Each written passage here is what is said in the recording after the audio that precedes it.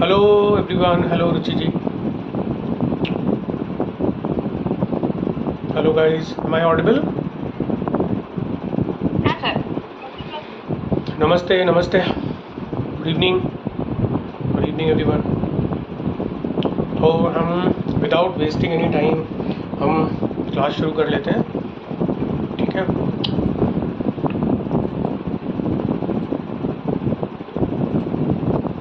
Okay, तो आज हम शुरू कर रहे हैं अपना second semester of this PMD program which is medical astrology.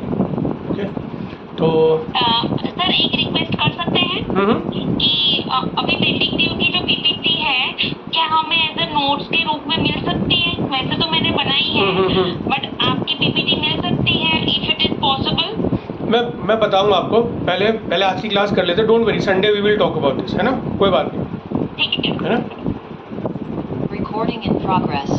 Okay, तो today we are going to start our second semester of our PMD program which is medical astrology.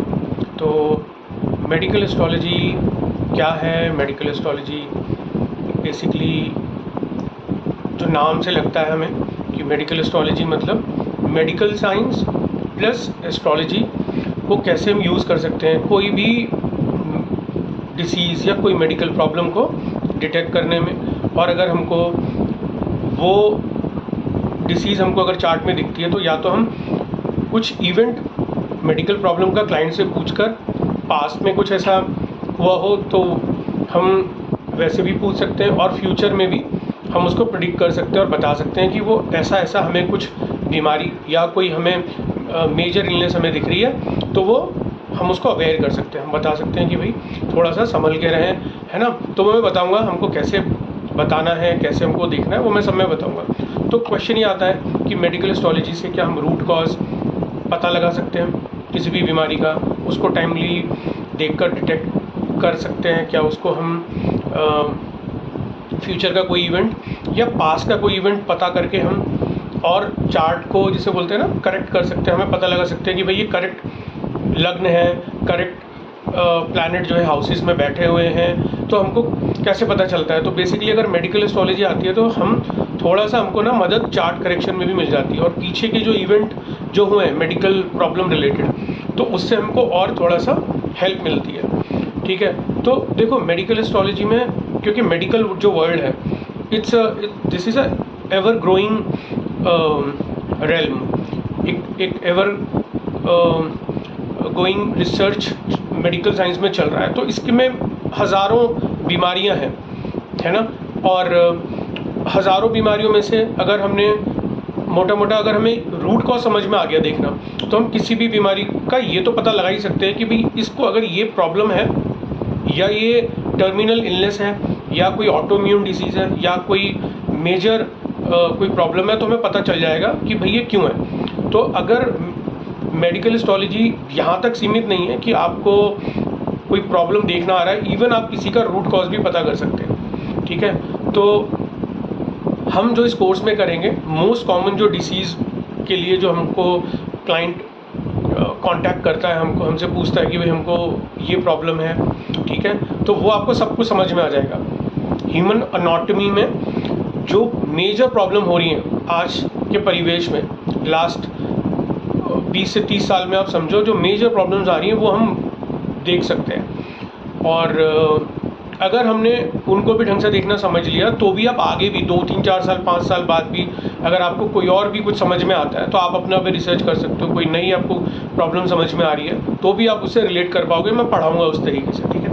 तो जिस तरीके से मैं पढ़ाऊँगा ये काफ़ी सिंपल और इफ़ेक्टिव तरीके से मैं पढ़ाऊँगा, कोई कॉम्प्लेक्सिटी नहीं रखूँगा उसमें, क्योंकि मेडिकल एस्ट्रोलॉजी की अगर आप ज़्यादातर किसी के वीडियो देखोगे आप इस विषय पे तो आप देखोगे कि वहाँ पर कोई भी बीमारी को पर्पसली या फोर्सफुली मतलब उसको ये कंफर्म कर दिया जाता है कि भाई इसकी वजह से प्रॉब्लम है, या तो कोई एस्पेक्ट बता देंगे या कोई प्लैनेट किसी घर में बैठा उसको बता देंगे, मगर ऐसे नहीं होता, ठीक है?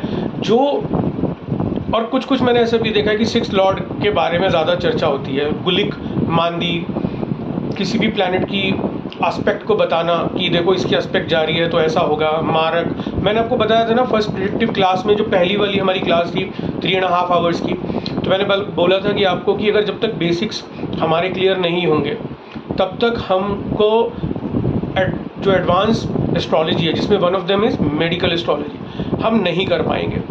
तो वैदिक एस्ट्रोलॉजी में जो और क्लासिक्स बुक्स हैं, है ना, उनमें क्या होता है कि आप ज़्यादातर पढ़ोगे ओन राशि, एक्सॉल्टेशन यानी उच्च नीच, डेबिलिटेशन, ओन हाउस, ओन दृष्टि, है ना। तो अगर, और मैंने आपको क्या बताया था, ऐसी कोई भी चीज़ काम ही नहीं करती ज्योतिष में, ऐसी कोई भी चीज़ काम ही नहीं करती कि उच्च का कोई प्लैनेट है, नीच का कोई प्लैनेट है, ओन हाउस, ओन दृष्टि, कोई प्लैनेट अपने घर को देख रहा है, कोई प्लैनेट अपनी दृष्टि से अपने ही घर को देख रहा है, ऐसा भी मैंने बताया था, कुछ फंडा नहीं होता। ठीक है, लोग क्लासिक्स का रेफरेंस देते हैं, मगर ऐसा कुछ भी नहीं होता। ये मेरी रिसर्च है और मैं उसके बारे में श्योर हूँ 100% कि ऐसा कुछ होता ही नहीं है। तो जब तक आप प्रेडिक्टिव एस्ट्रोलॉजी में आपको वो चीज़ क्लियर नहीं होगी तो मेडिकल एस्ट्रोलॉजी तो कोई सीख ही नहीं सकता, क्योंकि प्रेडिक्टिव एस्ट्रोलॉजी की वो जो मेन रूल्स है ना, वो यहाँ पे काम और आएंगे आपको।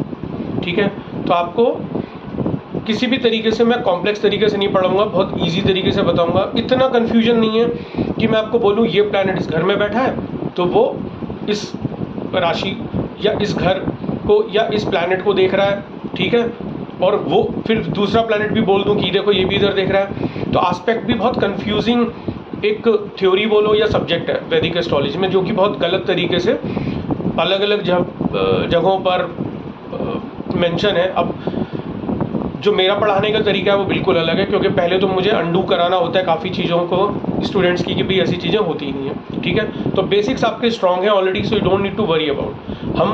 हम क्या करेंगे, जैसे जैसे आगे बढ़ेंगे, संडे से जो हमारी फर्स्ट क्लास शुरू होगी, आज इंट्रोडक्शन है, तो क्योंकि आज करिकुलम हम डिस्कस कर रहे हैं, आज करिकुलम में हम क्या क्या कैसे डिस्कस करेंगे वो करेंगे। फिर उसके बाद जैसे जैसे हम संडे ऑनवर्ड्स बढ़ेंगे तो आपको और वो चीज़ें क्लियर हो जाएंगी, जो अभी आपको कहीं थोड़ा डाउट अगर होगा तो वो क्लियर हो जाएगा। ठीक है, अब देखो मेडिकल एस्ट्रोलॉजी में क्या होता है कि अगर हम मेडिकल की बात करते हैं तो मेडिकल साइंस में जो बच्चे MBBS का एग्ज़ाम दे के MBBS कॉलेजेस में एडमिशन लेते हैं, तो देखो 4-5 साल का वो पूरा एक कोर्स होता है। ठीक है, और मेडिकल साइंस पढ़ते हैं, उसके लिए वो एंट्रेंस भी निकालते हैं। एंट्रेंस देने के बाद उनको फिर एक उनके बेस्ड ऑन द रैंकिंग उनको कॉलेज मिलता है। ठीक है, एग्ज़ाम क्लियर नहीं हो तो फिर स्टूडेंट्स क्या करता है, उसमें वही गैप लेता है 1 साल 2 साल का। तो it is a very difficult process. तो जो स्टूडेंट्स की जर्नी है वो तो है ही, वो तो उन्हें करनी ही पड़ेगी as per are education system. और उसमें भी कॉलेज में एडमिशन मिला नहीं मिला, फिर उसकी फ़ीस है। तो ओवरऑल मुझे ऐसा लगता है मिनिमम 4-5 साल का कोर्स 20 लाख 15 लाख का, चलो मैं बेयर मिनिमम लगा भी लूँ, जिसने टॉप रैंक अच्छी प्राप्त की भी हो, तो भी ये 1 करोड़ या 1 करोड़ से ऊपर जाता है 1 CR तक। और ये जो है ना मेडिकल साइंस, आपको पता है MBBS तक कोई सीमित नहीं है। इसमें अगर आपको एक्सपर्टीज़ करनी है तो आप आगे भी पढ़ते हो इसके अंदर, है ना, तो और 3-4 साल का आपको आगे पढ़ाई करनी पड़ती है। और उसमें भी क्या होता है, आप एक पर्टिकुलर डोमेन में आप एक्सपर्टीज़ करते हो। कोई स्किन स्पेशलिस्ट, कोई ऑन्कोलॉजिस्ट बनता है, यानी कि किडनी और रीनल वाले उस डिपार्टमेंट में जाता है, कोई स्किन, हाँ कोई, है ना। तो बेसिकली क्या है, हमारा जॉब और भी डिफ़िकल्ट है, क्योंकि हमें इसे कम समय में मिनिमम 4 महीने के अंदर मैं लेके चल रहा हूँ, हमें ज़्यादा से ज़्यादा बीमारियाँ कवर करनी है। तो हम किसी एक डोमेन की बात नहीं करेंगे, हम ज़्यादा से ज़्यादा बीमारियाँ सीखेंगे हम इसके अंदर कि कैसे उसको डिटेक्ट करते हैं, मतलब मेजर इलनेस से लेके स्मॉल प्रॉब्लम से लेके, ठीक है, कैसे उसको देखते हैं वो हम समझेंगे। कोशिश करेंगे कि इसमें हम आयुर्वेदा को कंबाइन करें, क्योंकि आयुर्वेदा आपका ये डिसाइड करेगा कि आपको बेसिकली सजेस्ट क्या करना है अपने क्लाइंट को। और मैं बहुत हद तक मैं प्लान मेरी एक रिसर्च चल रही है न्यूट्रिशन पे, तो आप एज ए न्यूट्रिशन भी आप कहीं ना कहीं गाइड कर सकते हो, उतना भी हेल्प कर सकते हो, आयुर्वेद भी दे सकते हो, मेडिकल प्रॉब्लम भी बता सकते हो, है ना, और न्यूट्रिशन एक प्लान भी बता सकते हो आप। अब देखो, जैसे मैंने बोला कि मेडिकल एस्ट्रोलॉजी जो है वो अगर आप आयुर्वेदा से कंबाइन कर लेते हो और आपने वो प्रॉब्लम समझ ली कि वो प्रॉब्लम क्यों है, आपको क्लैरिटी है वो आगे चार्ट को देखने के बाद कि ये प्रॉब्लम क्यों है, ठीक है। तो आप ये तो बता पाओगे कि कौन से फूड आपको खाने हैं, कौन से फूड आपको अवॉइड करने हैं, ये तो आपको पता चलेगा ही चलेगा, ठीक है। दूसरा, किस तरीके से आयुर्वेदा काम करता है, किस तरीके से आयुर्वेद की टिप्स बताकर आप एक डाइट प्लान भी उसको कंबाइन कर सकते हैं, ठीक है। तो एलोपैथी वाला हम कोई डाइट प्लान मतलब वो मेडिसिन हम कवर नहीं करेंगे because we are not the expertise, है ना। हम तो सिर्फ अगर हम एफिकेसी बढ़ाने की बात करें कि बॉडी की जो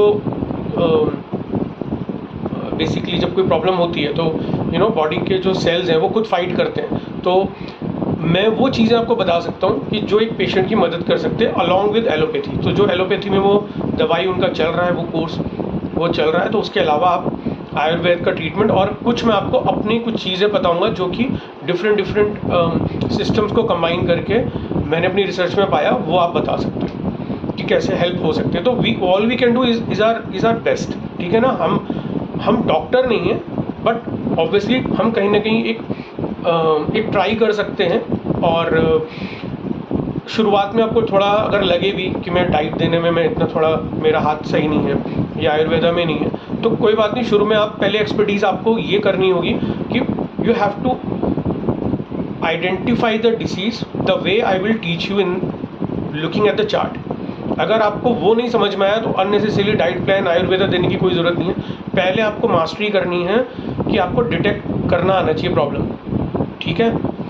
आपको पास्ट प्रिडिक्शन भी करनी आनी चाहिए कि कोई प्रॉब्लम है, और आपको फ्यूचर तो आप करोगे ही करोगे, ठीक है। अब देखो एक चीज़ और भी है कि आपने कई YouTube चैनल देखे होंगे, कहीं बहुत जगह ऐसे चैनल्स देखे होंगे जहाँ पर आपको फिटनेस के नाम पे या डाइट प्लान के नाम पे, न्यूट्रिशन के नाम पे हर दूसरे बंदे ने अपना चैनल खोला हुआ है और वहाँ पे बताते हैं कि भाई आप ये फूड खाओ, ये मत खाओ, है ना। तो कई बार हम उस चैनल को देखते हैं, ऐसे कई चैनल्स को देखते हैं। अब मैं आपको एक चीज़ बताता हूँ, ऐसी कई डाइट्स हैं जो कि आपको लगता होगा कि ये तो कोई प्रॉब्लम करेगा ही नहीं और इसमें तो कोई किसी भी तरीके का डूज एंड डोंट्स है ही नहीं, ये तो हम खुद भी ले सकते हैं और क्लाइंट को भी बता सकते हैं। देखो मैं एक एग्जांपल के तौर पे देता हूँ, ये मैं पढ़ाऊँगा आपको बाय द वे, ठीक है। देखो कोकोनट वाटर जो होता है ना, कोकोनट वाटर भी आप हर पेशेंट को नहीं दे सकते, ठीक है। कुछ पर्टिकुलर ऐसे फूड हैं या ऐसे कुछ और फ्रूट्स हैं, ये वेजिटेबल्स हैं जो आप, ऐसा नहीं है कि कोई भी बीमार मतलब कोई भी कुछ आपने कह दिया, कोई चैनल देख लिया और आपने उसको बोल दिया कि आप ये खा लो, कि आपने आज 2 या 10 20 चैनल देख लिए, है ना, तो आप ऐसा नहीं बता सकते। वो मैं आपको बताऊंगा किस कंडीशन में कौन सा फूड या कौन सा फ्रूट या कौन सी वेजिटेबल आपको बतानी है क्लाइंट को कि वो अवॉइड कर ले, ठीक है। तो मैं बहुत हद तक इसमें वो चीज़ें पढ़ाने की कोशिश करूँगा आपको, जिसमें आपको भी लगेगा कि आफ्टर द कोर्स और maybe next year if you want to do a proper dietitian course from someone certified academy, जिनसे करना चाहो, मेडिकल का न्यूट्रिशन का कोर्स कहीं करना चाहो या डाइटिशियन का करना चाहो, तो आप कर सकते हो। तो इससे आपको ये हेल्प मिल जाएगी इस कोर्स के बाद, आप इंडिपेंडेंटली कहीं से भी कर सकते हो, ठीक है। अब देखो मेडिकल की जब हम बात करते हैं तो मेडिकल की जब हम बात कर रहे हैं, मेडिकल हिस्टोलॉजी की कर रहे हैं, तो इसका मतलब कि हम कोई बीमारी देख रहे हैं, है ना, कोई बीमारी को जज करने की कोशिश कर रहे हैं, कोई सर्टेन इलनेस को, डिसीज़ को हम देखने की कोशिश कर रहे हैं कि वो क्यों आया, ओके। तो देखो कोई भी डिसीज़ आएगी तो डेफिनेटली वो कोई ना कोई ऐसे पास्ट लाइफ, कोई ना कोई ऐसे कर्म होंगे जिसकी वजह से वो एक सर्टेन दशा में, अंतरदशा में, है ना, वो मैनिफेस्ट होंगे वो जातक। तो बेसिकली इसका कनेक्शन डेफिनेटली पास्ट लाइफ से है, इसीलिए इसके अंदर डीएनए का कॉन्सेप्ट आता है। जब माँ के गर्भ से बच्चा जन्म लेता है, ठीक है, तो वो क्या डीएनए लेके आता है अपने माँ के जीन से, पिता के जीन से, वो क्या लेके आता है, ठीक है, प्रारब्ध के रूप में। तो वो कुछ ऐसे प्रारब्ध होंगे जो उसको एग्जॉस्ट करना ही है प्रेजेंट में, वो इसके खुद के भी हो सकते हैं, माता पिता के भी हो सकते हैं, वो और एंसेस्ट्रल भी हो सकते हैं, ठीक है। ऐसे कई कर्सिस भी होंगे जो हम देखेंगे कि कैसे हम कर्सिस को देखते हैं, कर्सिस को हम कैसे डिकोड कर सकते हैं, वो हम डीएनए के रूप में हम उसको समझेंगे, ठीक है। तो इससे आपको एक तो बेसिकली फिलॉसफी समझ में आएगी, ठीक है, और आपको कहीं ना कहीं ये समझ में आएगा कि ये प्रॉब्लम है तो क्यों है। तो along with Ayurveda, along with diet plan, along with timing the disease, detecting the disease, you will get to know the mythology of the past life curses। मतलब माइथोलॉजी की हेल्प से पास्ट लाइफ कर्सेस समझोगे, DNA का concept समझोगे, और हम जितनी भी स्टडी करेंगे ना वो कोई हवा में नहीं करेंगे, वो हम कोई थ्योरी पे नहीं करेंगे, वो हम सारे जो भी थ्योरी पढ़ाऊंगा वो मैं आपको सारे चार्ट्स दिखाऊंगा। आपको करीबन 200, 150, 250 चार्ट्स हम करेंगे इस पूरे कोर्स में, ठीक है। तो जैसे मैंने बोला, हम आयुर्वेदा, न्यूट्रिशन, और सबसे बड़ी बात है मेडिकल साइंस। हम कोई भी बीमारी को जब हम पढ़ेंगे ना तो हम उसको पहले तो हम मेडिकल साइंस से, पहले मैं आपको 1 घंटा मेडिकल साइंस ही बताऊंगा। 45 मिनट्स की जो क्लास होगी minimum 30 to 45 minutes, it can may go to 1 hour, but minimum 30 to 45 minutes जो पहला जो सेक्शन होगा वो मेडिकल साइंस से हम कवर करेंगे कि अगर कोई प्रॉब्लम हुई तो क्यों हुई, या मतलब क्यों होती है बेसिकली, है ना, बॉडी की जो हॉरर डिजीज के शुरुआत में जो आप बताओगे वो साइंटिफिकली आप स्ट्रक्चर रिलेटेड बताओ। हाँ करेक्ट, ठीक है। अब देखो ऐसी बहुत सारी कहानियाँ हैं जो मैं आपको अलग अलग जो डिसीज़ हैं, क्रॉनिकल जो क्रॉनिक इलनेस हैं, ओके, एक्यूट इलनेस हैं, वो क्यों होती हैं, कैसे होती है, तो मैं उसको कोशिश करूँगा कि मैं उसको शास्त्रों से समझाने की भी, माइथोलॉजी समझाने की कोशिश भी करूँ, ठीक है। तो अब जैसे आपको मैं एक कहानी बताता हूँ एग्जाम्पल के तौर पर, जो आपको पता भी होगी कि भगवान राम के जो वंशज थे उनमें राजा सगरवी का आपने नाम सुना होगा, जिनके 60,000 पुत्र थे, जिनको कपिल मुनि ने भस्म कर दिया था, क्योंकि उन पुत्रों ने कपिल मुनि पर यह आरोप लगाया कि भाई उनका जो अश्वमेध यज्ञ का जो घोड़ा था जो उन्होंने छोड़ा था, वो उन्होंने उसको चोरी से अपने आश्रम के बाहर बांध लिया। तो जब वो 60,000 पुत्र ढूंढते ढूंढते वहाँ पे जाते हैं तो वो उन पे क्रोधित होते हैं, तो वो कपिल मुनि को उन पे गुस्सा आ जाता है और वो उनको भस्म कर देते हैं, ठीक है। तो बेसिकली आप देखोगे कि जो सगर पुत्र थे उनको मोक्ष नहीं मिलता, एज अ कर्ज स्वरूप वो कैसे, मतलब एक ऋषि के श्राप से वो सब वो भस्म हो जाते हैं, मगर उनको मोक्ष नहीं मिलता। तो उनके लिए जब उनके एक और ब्रदर होते हैं असमंजस, तो वो उनसे इसका निदान मांगते हैं और माफ़ी मांगते हैं कि भाई मेरे भाइयों से जो गलती हुई मुझे उसका जो है आपसे निदान चाहिए। तो वो निदान भी बताते हैं, ठीक है। तो निदान के रूप में बताते हैं कि आपकी इतनी जनरेशन के बाद, जब आपके आने वाले जनरेशन में जो आपके आने वाले जो वंशज में जो और जन्म लेंगे, तो वो इतने 1000 साल तपस्या करेंगे, फिर उसके बाद भागीरथ का जब जन्म होगा तब वो जो तपस्या करेंगे उसके बाद उनको मोक्ष मिलेगा। तो यानी उन्होंने आगे आने वाली पीढ़ियों तक का भी प्रिडिक्शन कर दी और उन्होंने ये भी बता दिया कि ये ऐसा ही होगा। यानी उन ऋषि को इतनी भी दूरदर्शिता थी, इतना फोरसाइटेड उनका जो देखना था, उन्होंने इतना तक बता दिया कि आने वाली इस पीढ़ी में भागीरथ होंगे, उनका नाम भी बता दिया और ये भी बता दिया कि तब जाके गंगा जो है अवतरित होंगी मृत्युलोक यानी पृथ्वी पर, और तब जाके आप ये अस्थियाँ उनकी बहाओगे, तब उनको जो है मोक्ष मिलेगा या इस जीवन मरण के चक्र से मुक्ति मिलेगी, या इस श्राप से आपको आपके वंश पे जो ये एक धब्बा लगा हुआ है ना, उसको तब ख़त्म होगा जब वो माता गंगा का जो है धरती पर अवतरण होगा। तो कहने का मतलब क्या हुआ, इसमें अपराध तो किया था पूर्वजों ने और भुगत कौन रहा था, आने वाली पीढ़ी डीएनए के रूप में। भगीरथ जी को क्या ज़रूरत थी हज़ारों साल तपस्या करने की, है ना? मगर उन्हें पता था अगर मैं नहीं करूँगा तो मेरे आने वाली जो और पीढ़ियाँ होंगी हमारे कुल में, उन सबको किसी न किसी कष्ट से गुजरना पड़ेगा। तो क्यों ना वो जो कष्ट है वो सब मैं ही ले लूँ और मैं उसे तपस्या के रूप में मैं उसको जो है उसका निदान कर लूँ। ठीक है, तो अगर आपको याद हो तो तपस्या जब तप का नियम मैंने आपको, जब मैं तंत्र वाला चैप्टर पढ़ा रहा था तो मैंने आपको पतंजलि योग सूत्र और हठ योग के बारे में बताया था, यम नियम, और आपको वहाँ पे सारी चीज़ें बताई थी, अष्टांग योग शष्टांग योग बताया था, इफ़ यू रिमेंबर।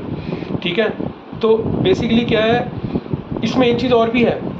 देखो अब एक बार समझना, यहाँ पे डीएनए का जो मतलब है ना, फैमिली से तो है ही है, मगर यहाँ पे एक ऐसा इनविजिबल डीएनए भी है जो कि आप सोच भी नहीं सकते। एक तो वो है फैमिली का डीएनए जो कुल से चला रहा है ब्लड के रूप में।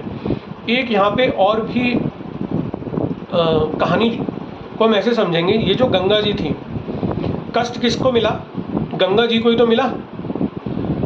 मतलब गंगा जी को, माँ गंगा को धरती पे अवतरण होने की क्या ज़रूरत थी? और जब उनका समय आया कि भाई गंगा जी को आना है, ठीक है, तो वो गंगा जी कहाँ पे थी? ब्रह्मा जी के कमंडल में जाके छुप जाती है, उनसे शरण मांगती हैं कि भाई मेरा टाइम आ गया, मुझे जाना पड़ेगा, मगर मैं जाने ही नहीं चाहती मृत्यु लोक में, क्योंकि यहाँ पे सब लोग जो है अपने पाप धोएंगे और मैं मैली क्यों हो जाऊँ। तो ब्रह्मा जी उन्हें शरण भी देते हैं, अपने कमंडल में वो छुप जाती हैं। अब सोचो कर कौन रहा है और भुगत कौन रहा है? मतलब दोष तो किसी और का, भुगतना था उनके परिवार वाले आने वाले वंशज को, मगर भुगता किसने? माँ गंगा ने। तो आपने समझा डीएनए का कनेक्शन कई बार ना, ज़रूरी नहीं है कि वो आपसे कनेक्टेड ब्लड लीनेज में ही कोई व्यक्ति विशेष हो या आपके कुल में हो, आपसे कभी ना कभी किसी न किसी रूप में और जो व्यक्ति विशेष होते हैं उनको भी कष्ट मिलता है। समझ रहे हैं आप? तो आपको ये एनोलॉजी ध्यान देनी है, क्योंकि जब हम पढ़ेंगे तो मैं आपको इसी तरीके से मुझे समझाना भी है। तो ज़रूरी नहीं है इसका संबंध कुल से ही हो। ओके सर, आपने कितनी रिसर्च की होगी कि कुंडली में सिर्फ वही हमारा घर, वही राशियां, वही प्लैनेट, और उसमें से सर्च करके इतना डिटेल में सर आप बताओगे, सिखाओगे। आई होप कि I will justify the course. I hope I will justify the course. एक तो ये है कि सिंपल मैं आपको मेडिकल एस्ट्रोलॉजी पढ़ा दूँ तो वो तो ऑब्वियसली मैं करा ही दूंगा, इतना तो विश्वास है अपनी रिसर्च पे, पढ़ाई पे, विद्या पे, है ना, इतना तो मुझे विश्वास है। मगर जो ओवर एंड अबव आपको लगे कि हाँ इसके अलावा हम कुछ और सीख सकते हैं, ऐसा आर रिस्पॉन्सिबिलिटी और moral duty towards the society, क्योंकि जब तक आप उसको नहीं समझोगे तब तक सिर्फ कुंडलियाँ ही देखोगे। और कुंडली को देखने का भी तरीका मैंने आपको पूरे 3 महीने समझाया कि कुंडली को देखते भी कैसे हैं। करेक्ट? तो मैंने आपको जब स्पिरिचुअलिटी बताई थी तो मैंने ये बताया था कि जब तक आप अपनी मॉरल ड्यूटी नहीं करोगे, जब तक आप अपना एथिक्स को फॉलो नहीं करोगे, तो कोई भी इस कलयुग में, इवन सतयुग द्वापर में भी कोई भी स्पिरिचुअल नहीं कहलाया जा सकता। जब तक अपनी मॉरल ड्यूटी को फुलफिल नहीं करोगे, अपनी रिस्पॉन्सिबिलिटी को नहीं करोगे, तब तक आप अपने आप को कतई नहीं कह सकते कि मैं स्पिरिचुअल हूँ। और इस पर मैंने पूरी क्लास दी थी, आप ज़रूर जाके उसको दोबारा से सुनना, ठीक है। अब देखो मेडिकल एस्ट्रोलॉजी में जो हम कोर्स करिकुलम में हम जो कवर करेंगे उसके अंदर बहुत सारी चीज़ें हैं, ठीक है, बहुत सारी चीज़ें हैं, कोई एक नहीं है, क्योंकि मैंने बोला ना medical science is a ever growing science. Okay, तो इसके अंदर everyday scientist, doctors, they are doing lot of research, they are doing every day there is something or the other is coming up। तो फिर भी just to keep up with the pace of technology मैं इतना आपको पढ़ा दूंगा कि 5 साल 10 साल बाद भी अगर आपको कुछ लगे कि हाँ कोई नई चीज़, कोई नई बीमारी, भगवान न करे कोई ऐसी आ जाए, पेंडेमिक के रूप में कुछ और आ जाए, तो भी आप पता लगा लोगे कुंडली से, मेरे जो बताए हुए रूल्स हैं कि क्यों है, तो आप वो पता लगा लोगे। इतना मैं बता दूंगा आपको, ठीक है। आप लिमिटेड नहीं रहोगे किसी बीमारी पे कि इतना मैंने पढ़ाया है तो आपको उतना ही आएगा। मैं इस तरीके से पढ़ाऊँगा कि आप अपने आप से भी कोई भी बीमारी आएगी तो आप खुद पता लगा लोगे और खुद मुझे व्हाट्सएप पे बता भी दोगे कि सर ये चार्ट देखा मैंने, ये बीमारी है और इसको हमने इस तरीके से डिकोड किया है, तो क्या मैंने सही किया आप मुझसे पूछ भी सकते हो, ठीक है। तो पूरे प्रोग्राम में के बाद भी मैंने बोला कि मैं साल भर रहूँगा आपके साथ, उसके बाद भी कभी दिक्कत आएगी तो भी मैं हूँ, ठीक है। तो don't worry about the time. तो इसके अंदर जो हम करेंगे, हम बेसिकली नर्वस सिस्टम को कैसे समझा जाए, डाइजेस्टिव सिस्टम, एंडोक्राइन सिस्टम और लिम्फेटिक सिस्टम, रेस्पिरेटरी सिस्टम, इसको कैसे करें कवर, और इसको कैसे समझें, reproductive system, urinary system, cardiovascular system, है ना, सर्कुलेटरी सिस्टम। तो बेसिकली जब हम बात कर रहे हैं रिप्रोडक्टिव सिस्टम में, तो रिप्रोडक्टिव में क्या क्या आ रहा है, ovaries, fibroids, uterus, cyst, UTI, और मतलब बहुत कुछ है इसके अंदर। मैं तो एग्जांपल आपको बता रहा हूँ कि कैसे हम देखेंगे फॉलोपियन ट्यूब ब्लॉक है, कोई प्रोजेनी नहीं हो रही, वो क्यों नहीं हो रही, कोई अगर जातक या अगर आपके पास कोई कपल आता है तो वो बता रहे हैं हम IVF करा रहे हैं या IUI करा रहे हैं, तो क्यों करा रहे हैं, तो आपको वो भी सब डिटेल में बताऊँगा। हार्मोनल में जब हम एंडोक्राइन सिस्टम की बात करते हैं तो pineal gland, pituitary gland, pancreas और क्या बोलते हैं, यूरिनरी सिस्टम में किडनी, ब्लैडर, यूरेटर, इसको कैसे देखते हैं, ठीक है। रेस्पिरेटरी सिस्टम जो सर्कुलेटरी सिस्टम के साथ काम करता है, लंग्स और हार्ट, उसको कैसे आप देखोगे। डाइजेस्टिव सिस्टम में जो GI ट्रैक्ट होता है, गैस्ट्रोइंटेस्टाइन जो ट्रैक्ट होता है, उसको कैसे देखोगे, जिसके अंदर आपका pancreas, liver, gall bladder, rectum, anus, bladder, intestine, सब कुछ आता है, इसको GI ट्रैक्ट बोलते हैं, ठीक है। तो ये हम सब करेंगे, ठीक है। तो एंडोक्राइन सिस्टम में हम जो ग्लैंड्स हैं, जो कैसे हमारी बॉडी में हार्मोन कैसे काम करते हैं, hypothalamus, pineal gland, thyroid gland, pituitary gland, pancreas, है ना, एड्रिनल ग्लैंड, ओवरी ग्लैंड्स और टेस्टिस। अब आप देखोगे कि इतनी सारी चीज़ें हैं, कॉम्प्लेक्स चीज़ें हैं। खुद सोचो कि जब हमें कोई एक प्रॉब्लम होती है किसी जातक जाति का, तो वो सर्टन डिपार्टमेंट में जाके हॉस्पिटल में वो प्रॉब्लम को डायग्नोस करवाता है। और मेरा जॉब इतना डिफ़िकल्ट है कि मुझे आपको सब कुछ पढ़ाना है और मुझे ये भी बताना है कि प्रॉब्लम को कैसे ढूंढें चार्ट में। और विदाउट, सबसे बड़ी बात इस कोर्स की होगी कि मैं एक भी डिविजनल चार्ट्स आपको नहीं बताऊंगा, एक भी डिविजनल चार्ट्स, जो कि अगर आप यूट्यूब पे देखोगे तो उसके अंदर D30, D60 और I don't know what not, ठीक है, अलग अलग D1 पे ही सर होगा। हाँ, सब कुछ D1 पे होगा। कोई कॉम्प्लेक्स नहीं करना ना, कोई भी शुगर कोटेड करके कोई ग्लोरीफाई नहीं करना है कि मैं आपको ये डिविजनल चार्ट्स पढ़ाऊंगा, ये पढ़ाऊंगा, कन्फ्यूजन नहीं करना है। अगर स्थूल शरीर को समझ लिया तो हमारे लिए बहुत है, हमें सूक्ष्म शरीर में जाने की ज़रूरत नहीं। सूक्ष्म शरीर मतलब डिविजनल चार्ट्स के रूप में हम बोलने की आत्मा है और वो सूक्ष्म शरीर है, नहीं, हमें स्थूल शरीर को ही समझना है, ठीक है। हमको इतना डीप जाने की ज़रूरत नहीं है क्योंकि उधर कुछ मिलेगा ही नहीं, आपको कुछ भी नहीं मिलेगा, ओके। अब हम बात करते हैं जैसे एंडोक्राइन सिस्टम, जिसमें हार्मोन्स आते हैं, तो वो कैसे रिप्रोडक्टिव सिस्टम के साथ मिलके काम करता है, तो वो कैसे देखोगे आप।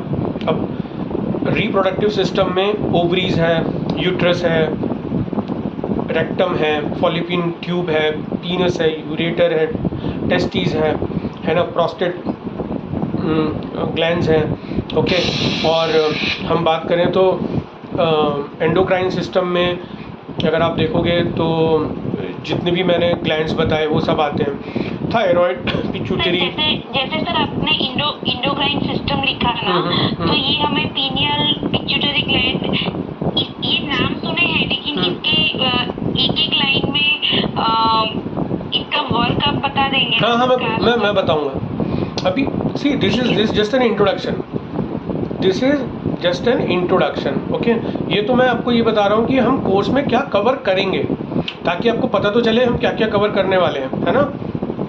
तो this is just an introduction, तो मैं आपको इसमें ये बता रहा हूँ कि हम कोर्स में क्या कवर करेंगे, ओके। डोंट वरी अबाउट कि पर्टिकुलर हम ह्यूमन अनाटॉमी में अगर हम किसी चीज़ की बात कर रहे हैं, फिजियोलॉजी की बात कर रहे हैं, तो हम उसको कवर नहीं करेंगे, हम उसको करेंगे, ठीक है, with the best of the best my knowledge, ठीक है। See we all are not doctors, okay, we can never match them, ये बात मानते हो, है ना। हम उनके काम को जो है सुपरसीड नहीं कर सकते, बट कहीं ना कहीं हम अपने शास्त्रों को यूज़ कर कर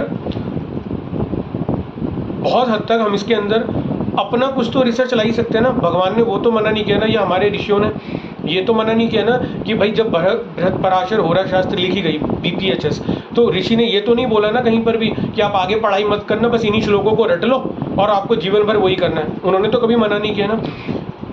न्यूटन ने या आइंस्टीन, उन्होंने कभी ये तो नहीं बोला ना आगे रिसर्च बंद कर देना और आगे कुछ मत करना, ऐसा तो कभी नहीं बोला ना। तो आगे रिसर्च हम उसी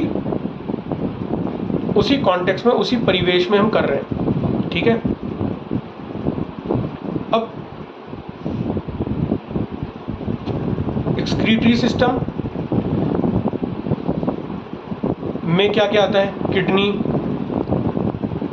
यूरेटर, ब्लैडर, ये सब चीज़ें आती हैं, ठीक है।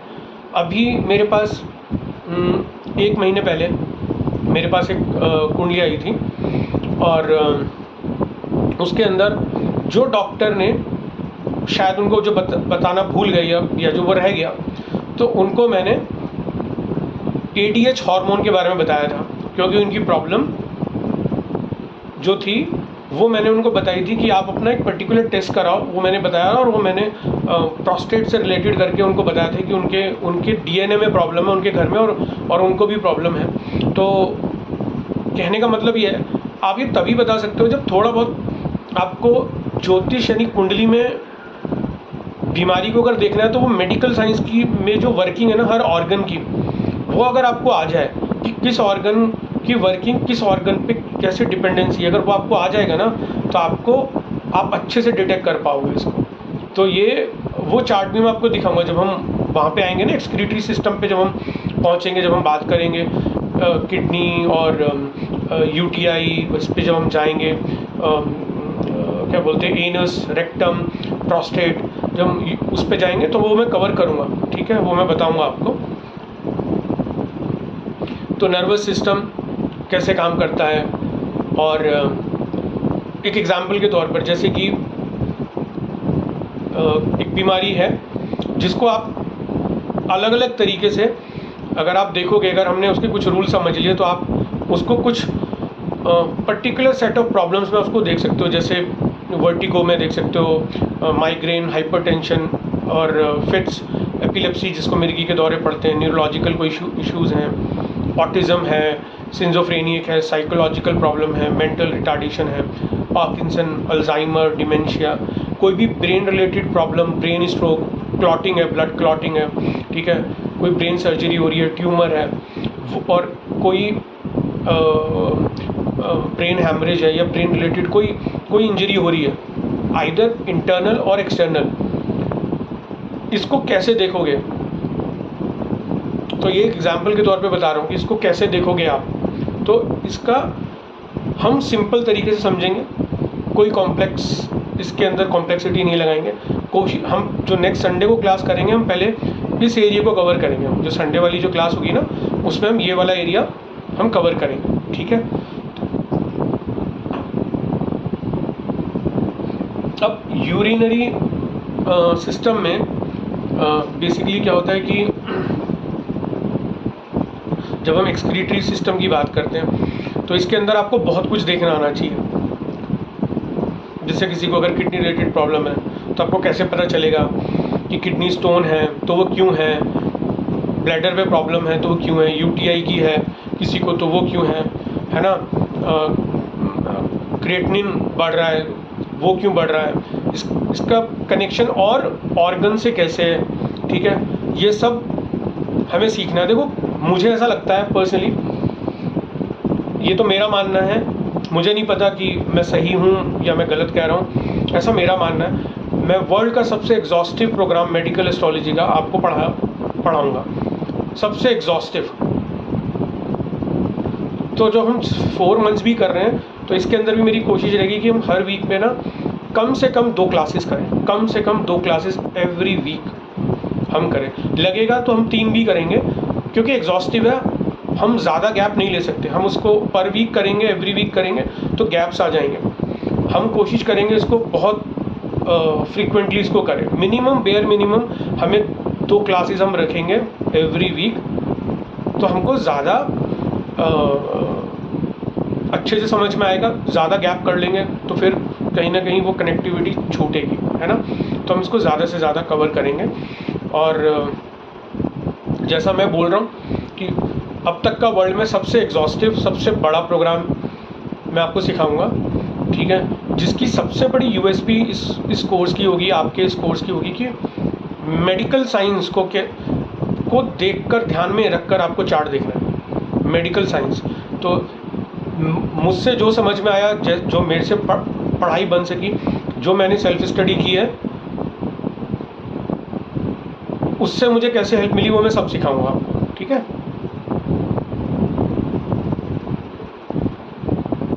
अब जैसे आपके पास मान लो कोई चार्ट आ गया रिप्रोडक्टिव प्रॉब्लम को लेके, जैसे मैंने बोला कोई आईवीएफ आपके पास चार्ट आया, तो आपको पहले चार्ट देखना तो आना चाहिए ना कि आईवीएफ किसी जातक, कोई जातिका आपके पास आई और वो बोलती है कि भाई हमने 2 बार 3 बार हमने आईवीएफ कराया but it is not being successful, कोई ना कोई प्रॉब्लम आ रही है। तो आपको पता तो होना चाहिए ना कि भाई वो प्रॉब्लम क्यों है, करेक्ट। आपको कुंडली में अगर मैं वो देखना बता दूं तो आपको तभी तो कॉन्फिडेंस आएगा कि मुझे आगे बताना क्या है।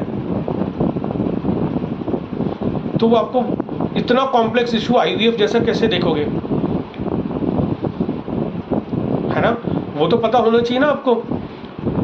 अगर आपको पता लगाना है कि ओवरी में प्रॉब्लम है, यानी सिस्ट है, फाइब्रॉइड्स हैं यूट्रस में, ठीक है, तो आपको पता होना चाहिए ना कि मुझे वो चार्ट में से क्या दिख रहा है जो है, तो आप प्रिडिक्ट करोगे कि मैडम आपको ये प्रॉब्लम पास्ट में रहा होगा। तो आपको कॉन्फिडेंस आएगा जब जातक या जातिका बोलेगी कि हाँ ये प्रॉब्लम मुझे पास्ट में है, में रहा है या इसका ट्रीटमेंट चल रहा है, करेक्ट।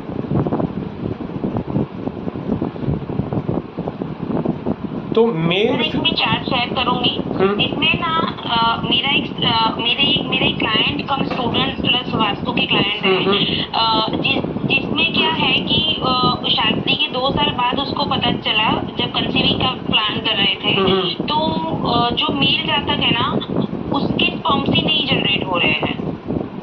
और उसने जब किसी एस्ट्रोलॉजर को बताया तो ये बोला कि तुम्हारा शुक्र अस्त का है, 2nd हाउस में है, उसकी दृष्टि 8 पे पड़ रही है, तो तुम उसको बढ़ाने के लिए मंगल के जाप करो, मंगल के पाठ करो, ऐसा उसको एस्ट्रोलॉजिकली वहाँ पे घुमा दिया। ओके, अच्छा, ओके, कोई बात नहीं, इट हैपेंस।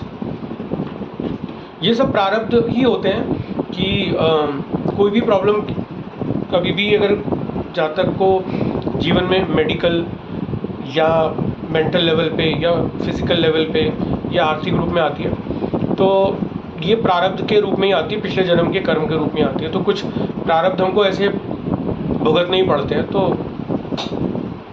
होता है, ऐसी कोई बात नहीं है। कुछ चीज़ें कभी लेट भी मिलती हैं जीवन में, तो कोई भी परफेक्ट नहीं है। तो जब आप चार्ट ना मुझे इस क्लास के बाद शेयर करना, ठीक है, तो मैं उसको देखूंगा, आप मुझे वो चार्ट शेयर कर देना, ठीक है। तो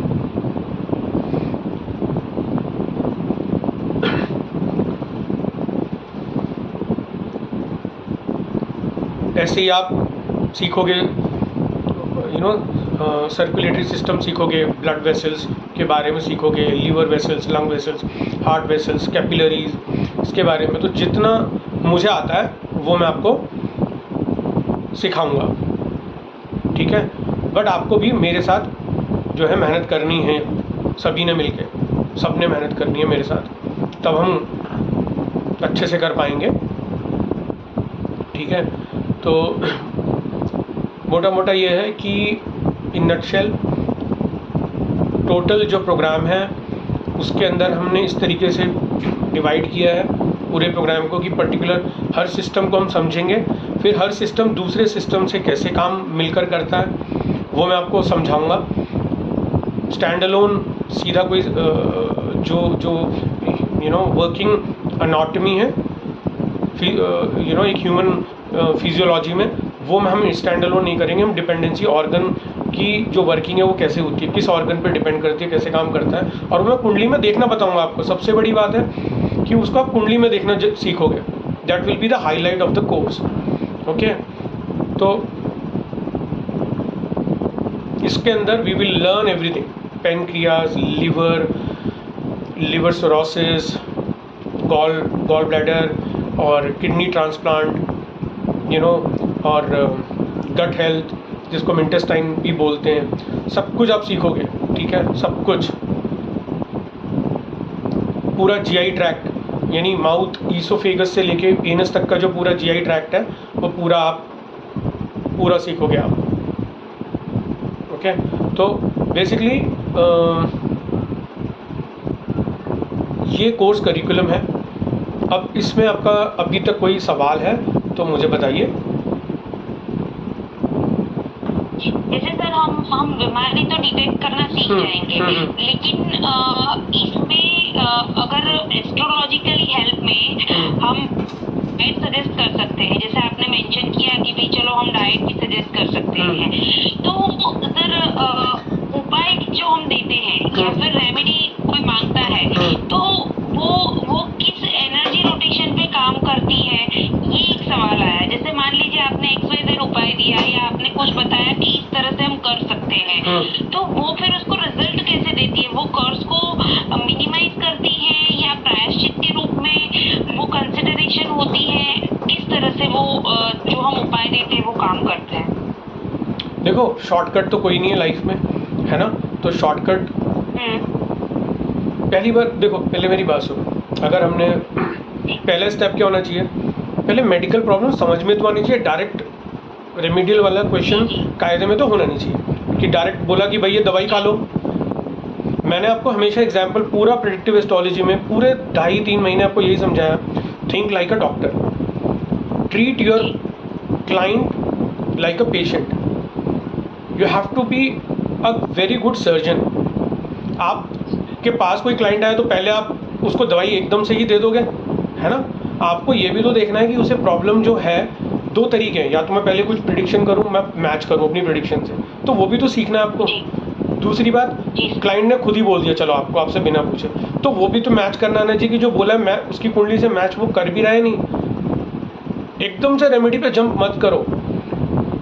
इसके अंदर देखो, इसको ऐसे समझो कि डीएनए वाला पार्ट है तो वो हम माइथोलॉजी के थ्रू समझेंगे, मगर जो मेजर जो डीएनए का जो मेन डीएनए एस्ट्रोलॉजी जो आएगी प्रॉपर, वो इसके बाद है वो। ठीक है, तो we will go step by step. अगर मैं एक साथ बहुत कुछ चीज़ें डाल दूंगा तो आपका जो मेन फोकस है ना, वो लर्निंग मेडिकल एस्ट्रोलॉजी पे नहीं रहेगा, ना प्रिडिक्शन पे रहेगा, ना डिटेक्शन पे रहेगा। आपको लगेगा बस मुझे दवाई देनी है कैसे भी करके।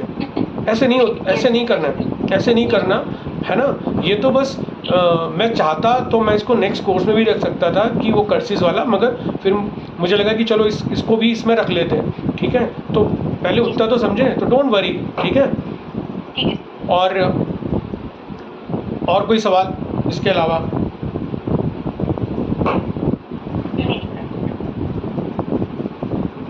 सर मेरे मेडिकल एस्ट्रोलॉजी मुझे जब मैंने डिसाइड नहीं किया था तो I am not that much keenly interested, but ये जो आपने इंट्रोडक्टरी क्लास रखा उससे बहुत कुछ, मतलब आधे डॉक्टर बिना डिग्री के हो जाते हैं। अरे ये तो बहुत बड़ी बात बोल दी आपने। देखो, मैं पूरी कोशिश करूँगा, है ना, मैं पूरी कोशिश करूँगा कि जितना मुझे आता है मैं आपको सिखा दूँ। ठीक है, और लेट्स बी होपफुल कि हम जस्टिफाई करें इस कोर्स को। ठीक है ना, सब मिलकर हम कोशिश करेंगे कि मैं इस कोर्स को जस्टिफाई कर पाऊँ और आपको जिस तरीके से मैं कुंडली देखता हूँ मैं वो आपको एग्जैक्टली वैसा समझा पाऊँ। ठीक है, हाँ रुचि जी, आप कुछ पूछना चाहती हैं क्या? सर एक केसरी करती थी आपने, कौन सी? एक कुछ भी एग्जांपल सॉरी, एक कुछ एग्जांपल चार्ट बता दीजिए सर आप, ऐसे इंटरेस्ट हो। हाँ, वही एग्जैक्टली। बहुत मैं इतनी क्यूरियोसिटी बता रही थी, सर बोलेंगे भूमिका बहन आप तो सीधा उछल के लास्ट वाले स्टेप पे चढ़ गए मंदिर की तरह, इसलिए फिर मैंने नहीं बोला। ओके ठीक है, मैं एक चार्ट मैं आपको दिखाता हूँ, ठीक है। और बेसिकली ओके, जस्ट एक काम करते हैं कि एक बात मुझे बताइए भूमिका जी, आपने मुझे जो चार्ट भेजा है वो सेव है मेरे इसी मतलब यहीं लैपटॉप पे, मैं उसको शेयर करूं आपको? आप कंफर्टेबल है मैं उस चार्ट को शेयर कर दूं? सर बिल्कुल करिए, कोई प्रॉब्लम नहीं सर, क्या छुपाना। अच्छा आप ठीक है, बिंदास कीजिए, कोई प्रॉब्लम नहीं। अच्छा सर मैं करता हूँ।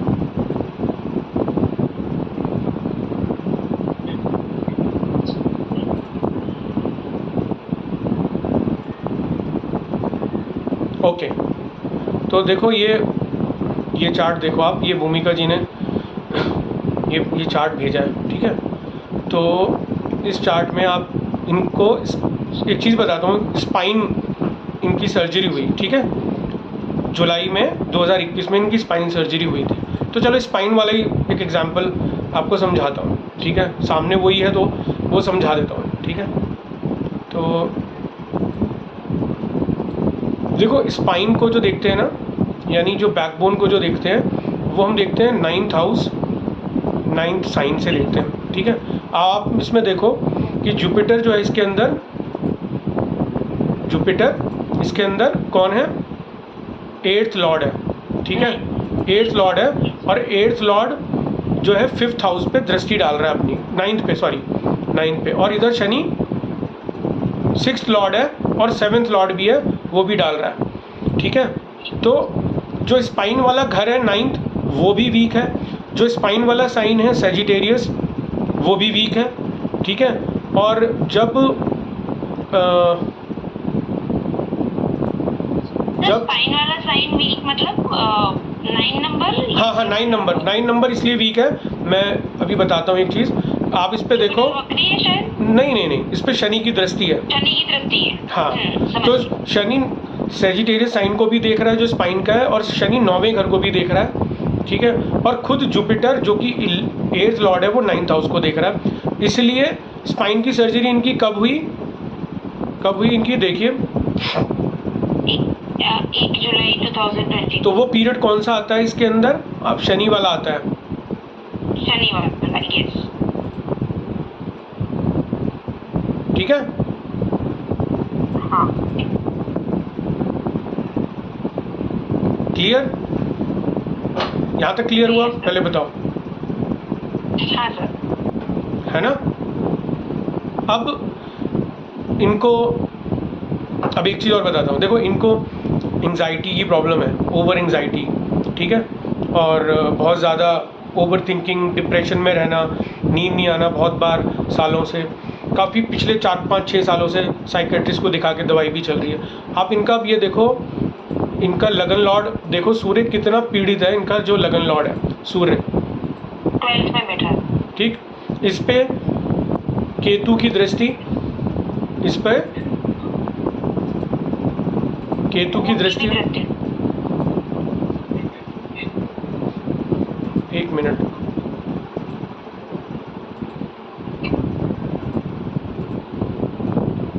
ठीक है, इस पे सूर्य की दृष्टि, लगन लॉर्ड इनका वीक, और इनका जो चंद्रमा है वो भी 6ठे घर में है, ठीक है। तो मून की दृष्टि भी 12th हाउस में पड़ती है, तो ये सारा कुछ हाँ, हो जाता तो मून भी जो है इसके अंदर बेसिकली वो 12th लॉर्ड है, वो भी, उसकी भी दृष्टि सूर्य पे अच्छी नहीं है, क्योंकि जो चंद्रमा है वो 12th लॉर्ड है, ठीक है। तो कहने का मतलब इसके अंदर ये है कि, और इसके अंदर बृहस्पति, इसकी दृष्टि भी अच्छी नहीं है, बृहस्पति, क्योंकि वो 8th लॉर्ड है।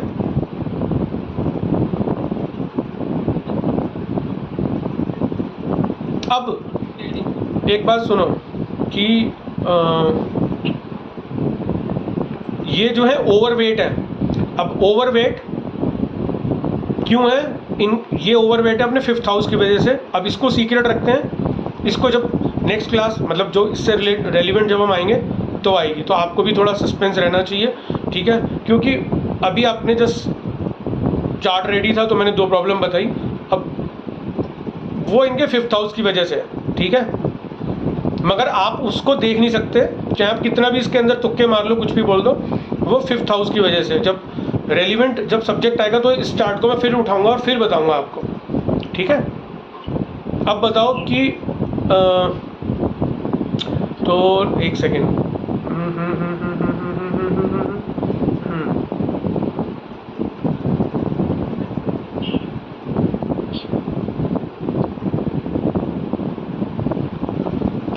तो डोंट वरी, हम सिस्टमैटिकली सीखेंगे, सब बताऊंगा आपको।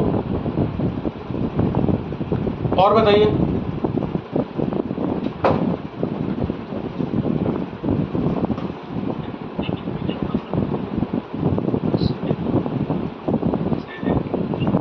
तो सर इसमें तो राशियों का भी तो बड़ा महत्व हो गया है अपने प्रेडिक्टिव की तरफ।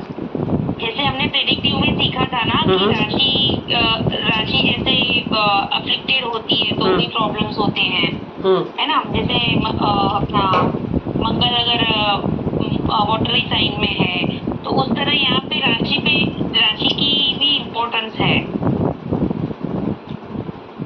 मेडिकल एस्ट्रोलॉजी में ना राशियाँ कोई भी नहीं पढ़ाता, और नक्षत्र भी कोई नहीं पढ़ाता। अभी तो इसके अंदर जब मैं नक्षत्र बताऊंगा तो भी आप देखोगे आपको बहुत कुछ पता लग जाएगा।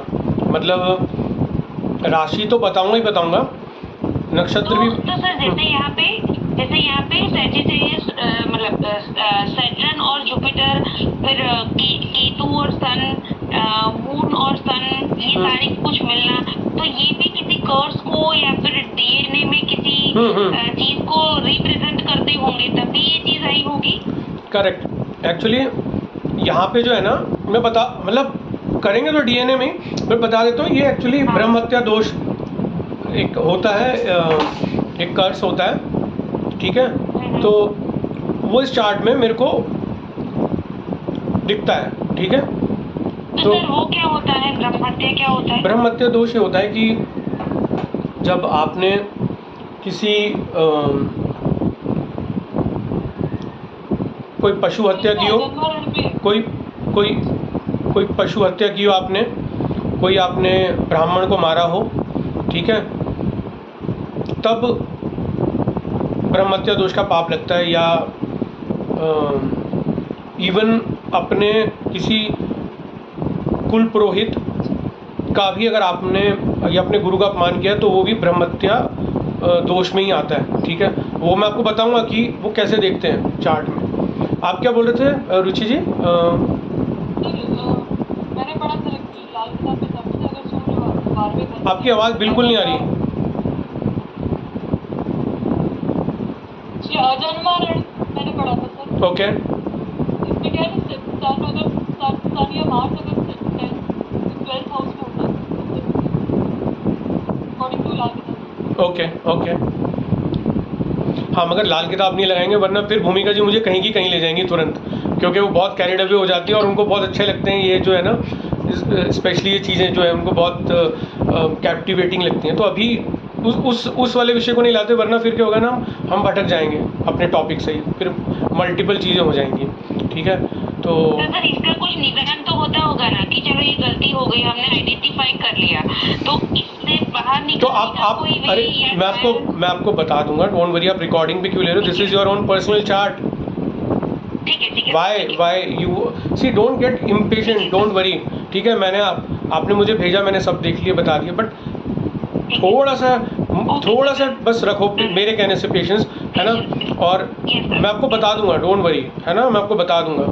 तो कहने का मतलब ये है कि मजा आएगा सर, बहुत मजा आने वाला है, जर्नी सुपर रहने वाली है, मेडिकल और डीएनए दोनों की। चलो होप्स हो आपकी उम्मीदों पे खरा उतरे हम लोग, होप्स हो। I will try my best, मैं अपनी तरफ से। सर प्रेडिक्टिव में भी इतनी श्योर हो गई कि आपसे ही पढ़ना है, तो फिर पढ़ना है सर। सब कुछ कर लेंगे, कोई बात नहीं है। मैंने जैसे बोला ना, हम तो कोर्स को इसको लेंदी भी नहीं कर रहे हम, कि हम we are doing 1 class in a week, we will try 2 classes in a week, और थैंक यू रुचि जी। हाँ, आपने शायद पुश नहीं किया होता तो मैं हिम्मत नहीं कर पाती। ये क्रेडिट कहीं ना कहीं आपको भी थोड़ा बहुत जाता है। ओ चंदन जी भी आ गए, चलो। Hello Chandan ji, how is your wife? सच में बोलो बोलो। क्लास बन गई है ना, स्टूडेंट को मिस करते हैं। रुचि जी सब सब सच में बहुत थैंक्स। आपने अगर मुझे 3-4 बार भी पुश नहीं किया होता तो शायद मैं कोर्स में नहीं होती। मतलब थोड़ी मैं हिम्मत नहीं कर पाती। जो भी मेरे को अरेंजमेंट्स करने थे मैं नहीं कर पाती। तो थैंक यू। मेडिकल एस्ट्रोलॉजी के साथ आप हमेशा याद रखोगे कि रुचि जी नहीं होती तो शायद मैं एस्ट्रोलॉजी डीएनए नहीं कर पाती। और एक चीज़ और, आपको पता है आपने मेरे फादर जब मुझे मोटिवेट करते थे ना तो वैसे आपने मुझे हिम्मत दी कि वो भूमिका हो जाएगा, देख लो ना, हो जाएगा करके।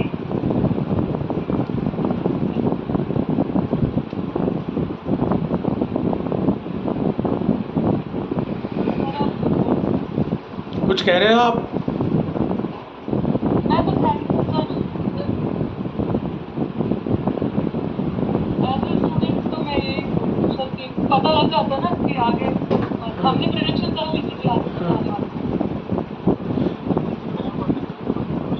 आपकी आवाज़ चंदन जी बहुत कम आ रही है।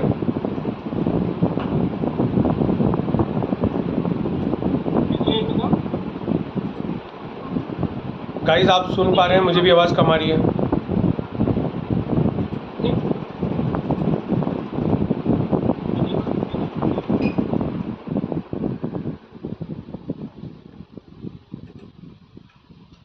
बोलो बोलो थोड़ा पाउडर बोला।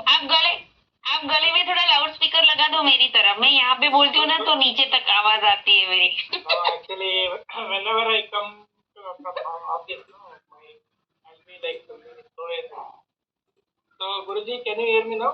या Guruji, in spinal cord, there will be one this one, right? Like some parts, joints will be there. No, spinal cord. Vertebrae Yeah. In that, so even each like L1, L5, Yeah. like that. या L4 L5 या Are they also like associated with any zodiac sign or such a 9 like that? Sagittarius sign, Okay. Sagittarius sign है 9th house.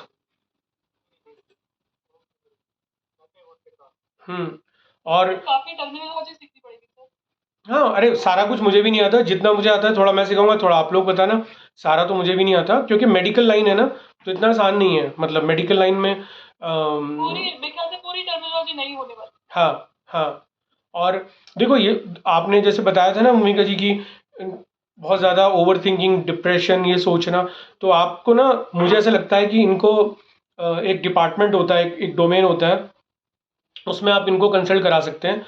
मुझे नहीं पता कि मैं सही pronounce कर रहा हूँ नहीं कर रहा, मगर इसको बोलते हैं कि एंडोक्राइनोलॉजिस्ट, एंडोक्राइनोलॉजिस्ट आप इनको दिखा सकते हैं। क्योंकि जो एंडोक्राइनोलॉजिस्ट होते हैं ये बेसिकली आपके हार्मोन से रिलेटेड जो बीमारियां होती हैं ना, क्योंकि अगर कोई आदमी डिप्रेस है, कोई आदमी स्ट्रेस में है, तो ये उसके हार्मोनल प्रॉब्लम की वजह से होती है, जिसमें मेजर जो होता है वो कॉर्टिसोल होता है। अगर आपने कॉर्टिसोल हार्मोन के बारे में सुना हो ना, तो कॉर्टिसोल, क्योंकि अभी आप पूछ रहे थे कि सर ये बताओ कि ये जो हाइपोथैलेमस ग्लैंड है ना, पिट्यूटरी ग्लैंड है, पिनियल ग्लैंड है, तो इनका क्या काम होता है? यही ग्लैंड्स इसको रिलीज करती हैं, इन हार्मोन्स को।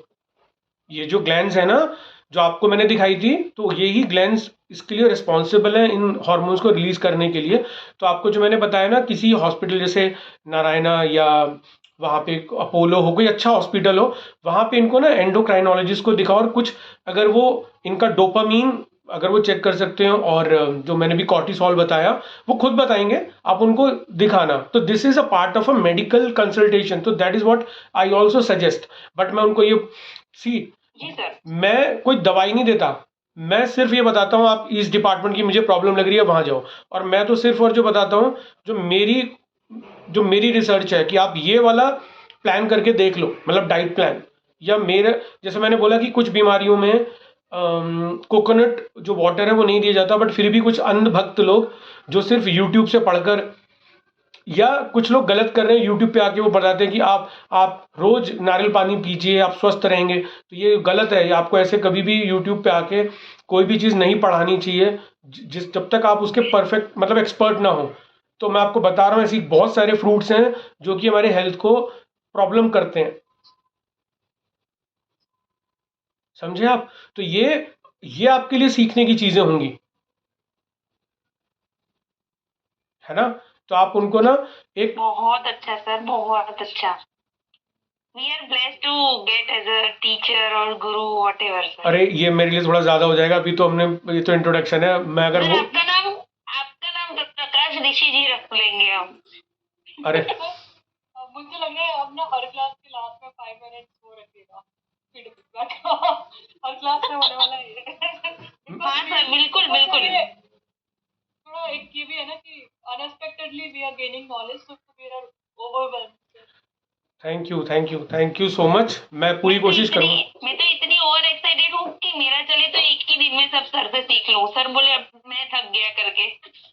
नहीं, मैं एक दिन में भी सिखा सकता हूँ, मगर मुझे जैसे मैंने बोला ना कि थोड़ा बहुत कंटिन्यूस बोलने में मैं भी थक जाता हूँ।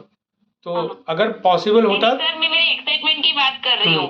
मैं सर मुझे इस एज में, मतलब आप तो मेरे से काफी बड़े हैं, बट जैसे हमारे ग्रुप सर्कल में हम बोलते हैं ना कि हम एस्ट्रोलॉजी पढ़ रहे हैं या फिर हम मेडिकल एस्ट्रोलॉजी पढ़ रहे हैं, तो लोग ऐसा कमेंट करते हैं कि एट द एज ऑफ 38 तुम कैसे पढ़ लेती हो, हमें तो एक पेज रीड करने में भी कंटाला आता है, तो ये तो तुम कांस्टेंट लर्निंग कैसे कर लेती हो? तो sir I love to study ऐसा।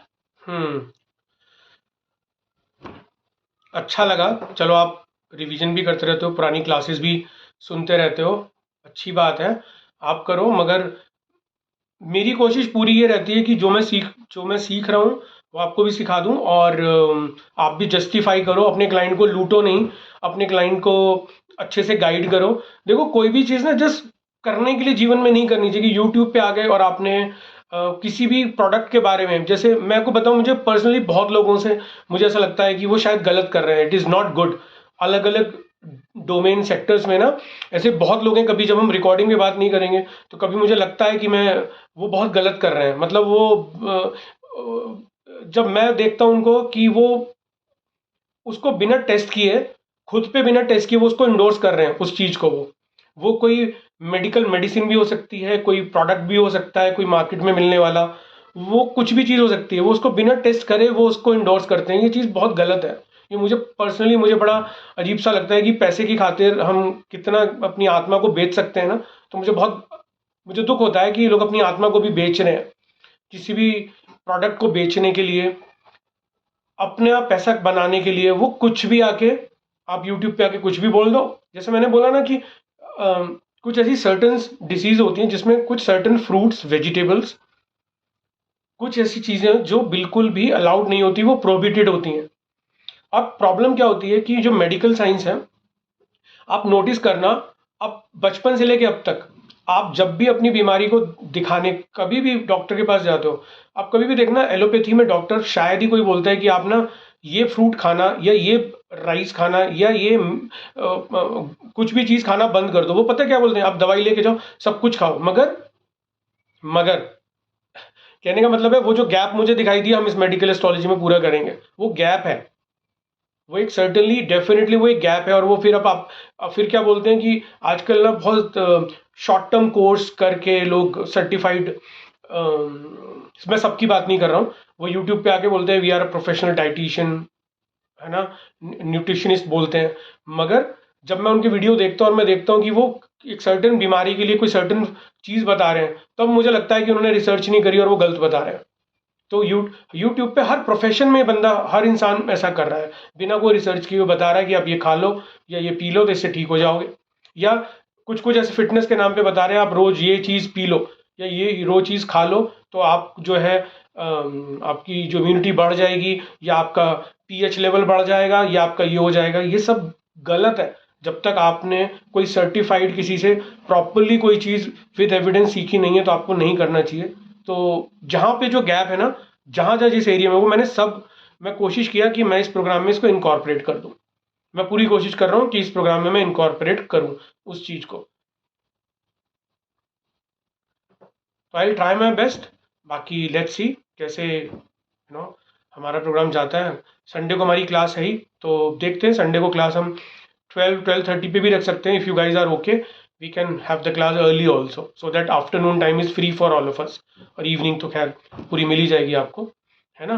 तो let's be ready, keep your charts ready. First chart जो फर्स्ट हम क्लास करेंगे, मैं आपको एक क्या बोलते हैं, एक टास्क दे रहा हूँ।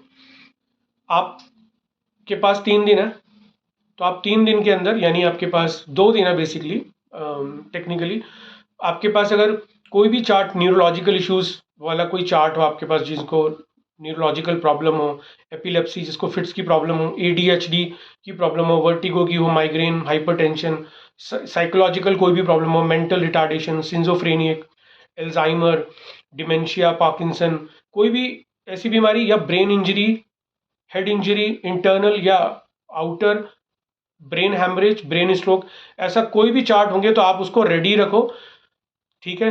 मान लीजिए आपने कुछ चार्ट्स आपके पास हैं, एक ही दो हैं, तो आप अपने पास भी रख सकते हो। हम लाइव उस क्लास में टेस्ट करेंगे अपने रूल्स को। और आपको लगता है आपके पास ज़्यादा चार्ट्स हैं तो आप आधे भेज भी सकते हो, 4 हैं तो 2 भेज दो, 2 को हम लाइव टेस्ट करेंगे, ठीक है। भेज के ग्रुप में आप बता सकते हो this problem occurred in this year, और या this problem is there since the child has taken a birth. तो मैंने ये प्रॉब्लम बताई, हम इसको कवर करेंगे। तो हम 2 दिन है आपके पास, कोशिश करो ऐसे चार्ट्स आप लेके आओ। एक चार्ट भूमिका जी का आज हमने दिया हुआ डिस्कस, मतलब देख लिया है, मगर उस चार्ट्स को भी हम डिस्कस करेंगे उस पर्टिकुलर प्रॉब्लम के लिए, है ना। जो एंजाइटी, डिप्रेशन, मेंटल, जो एक स्लीप लॉस की प्रॉब्लम आ रही है, तो वो हम करेंगे। और आप लोग भी ऐसा डेटा इकट्ठा करो and we will cover in the Sunday class. I hope 2 days should be enough. Check करो अगर किसी के पास ऐसी कोई चार्ट हो तो, ठीक है। सर आप मुझे सिर्फ डिपार्टमेंट और वो जो 2 हार्मोन का नाम बताया ना, आप मुझे सिर्फ वो बता दोगे, मैं भूल गई याद हाँ, नहीं कर पा रही हूँ। मैं कर दूंगा, मैं कर दूंगा। ठीक है। हाँ, डोपामाइन और दूसरा कौन सा बताया? एंडोक्राइनोलॉजिस्ट। हाँ, आप रुचि जी आप पिंग कर सकते हो। एंडोक्राइनोलॉजिस्ट। रुचि जी आप प्लीज पिंग कर दोगे। और दूसरा सर कौन सा बताया आपने? को वाला कुछ बताया? कॉर्टिसोल। कॉर्टिसोल। हम्म, ओके ठीक है सर। ठीक है, तो ठीक है गाइस, कोई क्वेश्चन है तो पूछ सकते हो, otherwise we will wind up this class. और संडे को आपके कोई चार्ट्स होगा तो वो देखेंगे लाइव। और ये वाला जो पर्टिकुलर जो मैंने आज बताया है, इसको हम डिस्कस करेंगे, इन सब चीज़ों को, ठीक है। तो shall we wind up? Yes sir. Yes sir. Okay, ठीक है। Thank you everyone, good night.